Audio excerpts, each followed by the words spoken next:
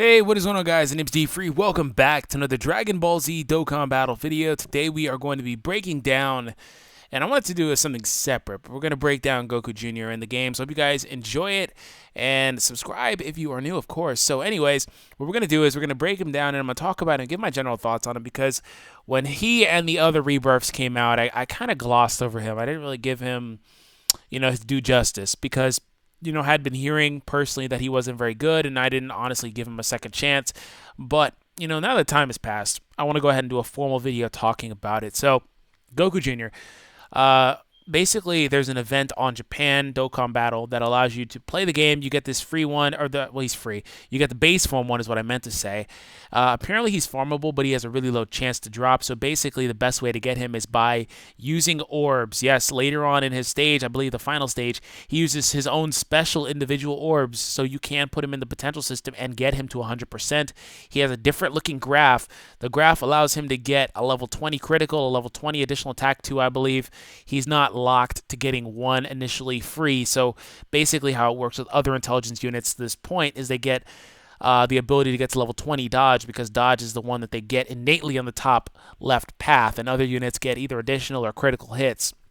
So, he is really good in that regard. He uses his own orbs. He doesn't use your standard intelligence orbs that you would want to use on like your Gogeta or something if you have anything like that. So let's look at his links here before we go Super Saiyan. Courage, the Innocence, Saiyan Warrior Race, All in the Family, Saiyan Lineage, and GT, of course, because he's from the end of GT and from the Heroes Legacy movie. So that's Goku Jr. for you, right? Attack plus 30%, high probability of another plus 30%, and attack going up again by that high probability, but defense goes down by 60% while launching a super. Grandma Pan's teachings. His super attack mechanic, or not mechanic, excuse me, the animation looks pretty cool too, but we don't care about base form. We care about the TUR rebirth one. So he does gain Shattering the Limit, the rebirth-based link that allows him to link with rebirth units for 2 key. The one glaring thing about his link set, I don't know how big of a problem it is on the optimal intelligence team, but mainly I'm looking at him as a free option that can actually slide into, honestly, one of the best possible intelligence teams at the moment, which I'll get to in a moment. But obviously, he's probably the best free unit in the game. I mean, that mantle may go to Tech Super Saiyan 3 Angel Goku, but this guy, if he isn't as good as him, is like literally right on his ass. So it doesn't really matter. But 2 key, HP attack and defense up 30%, only for intelligence types. It doesn't really matter. He's not going to be your leader in most cases. He does now do supreme damage with the Brave Smash. Attack plus 40%. Oh yeah, I just noticed the Grandma Pan thing was the passive, I believe. So I said that, so forgive me. Anyways, attack plus 40% when he does a super. He has a ultra high chance of another 40%. So this is a classic case of them trying to nerf a unit, right? And they did this heavily with LR Goku when he came out. You can kind of look at this as like being the LR grind, basically like the second coming of it, because they did that with LR Goku and then stopped caring, and they started giving it key links and stuff like that and making them a little bit easier and better. Like LR Frieza's buffs on his passive are better than LR Goku's. And of course, the newer LR cards are completely absurd. Gohan, Vegeta, Majin Vegeta, completely absurd when you look in hindsight to what they tried to make them be initially. Obviously, they have to keep up with the power creep, but this is basically a classic case of them trying not to make a unit too good. And you can see it all over the place because his base HP, attack, and defense aren't very high. Now, keep in mind, they do that because if you scroll down, he gets plus 4,000 in all stats. This is basically like Dokkan's. If you play Blazing, Dokkan or Naruto Blazing, this is like Dokkan's first variation of like a limit break, because he progressively gets better for free, right? You just play the game and he progressively gets better. It's honestly the same mechanic or type of thing.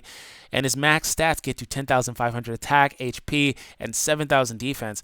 So he is pretty tanky at max, although his defense goes away when he supers. And his attack and HP will lend heavily to your overall HP if you have 120% leader on the team. And he'll hit pretty hard. So what I was talking about, though, in a classic case of them trying to nerf him, is they gave him 40% just naturally. He has a very high chance, I think this is like 70% of the time, correct me if I'm mistaken, either way, ultra high chance of another 40%, so 80% basically is a possibility. And he also lowers his own defense by 40%, like that's not anything significant, but basically he's like a glass tank. He's there to do damage and take more damage back too than you would average take back, but still, with this guy's potential system improvements, or dupe system, whatever you want to call it, that doesn't truly matter. He clocks in as being, honestly, a unit that could take that slot away from Super Saiyan God Intelligence Goku or LR Piccolo, whichever the two you're running, because generally, if you have everything, right? Let me go ahead and say this. If you have everything, if you don't, that's even better for you. That means there's more room for this guy. If you have everything, Super Saiyan God Goku or LR Piccolo, whichever the two you're running, barely makes it on the team because you'd have Intelligence Whis, you'd have Pandel, who's unavailable, so it's kind of hard to count her, but she's unavailable. She's just waiting for somebody to come in that's better than her, that does what she does better, kind of like Whis does. So you have those two.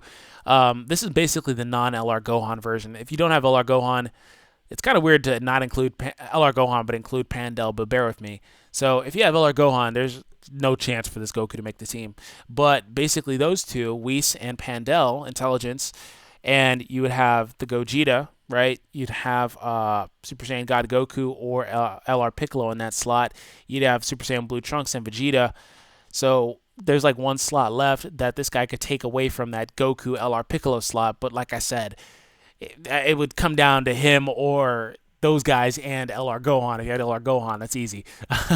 So all in all, man, he does have his issues, right? He's not going to link very well. It's not going to be very easy for him to super attack due to the fact that he doesn't have something like prepared for battle. He's lucky that he has Golden Warrior, because that'll at least allow him to start off with 7 ki, which isn't a death sentence, given that the other two guys on the rotation should link pretty well. He's going to be third slot off rotation guy anyways, so it's not that big of a problem. His ki multiplier is pretty low. That's another scenario where they're trying to nerf a unit, but all in all, very, very good free-to-play unit. Like I said earlier in the video, probably the best, if not the second best free-to-play unit at this point. And I would love for them to bring more units like this, because it honestly makes it a little easier to play the game, because one of the underlooked things or overlooked things is that you have the chance to bring a friend. So even if you don't have everything, you can still take a friend God lead, right? So having that and then more units like this allow you to at least stay competitive as these events get harder and turn to Super 3, Super 4 eventually, and they just get outlandish. So anyways, hope you guys enjoyed this, and I want to ask you guys, would you be interested in more units like this? I assume that they'll do more of these. This is a pretty cool thing going forward, and it gives you a reason to play the game as opposed to just grinding Dokkan offense and, you know, the medals all the time. So thank you for tuning in, and I will catch you guys in the next video, and peace out.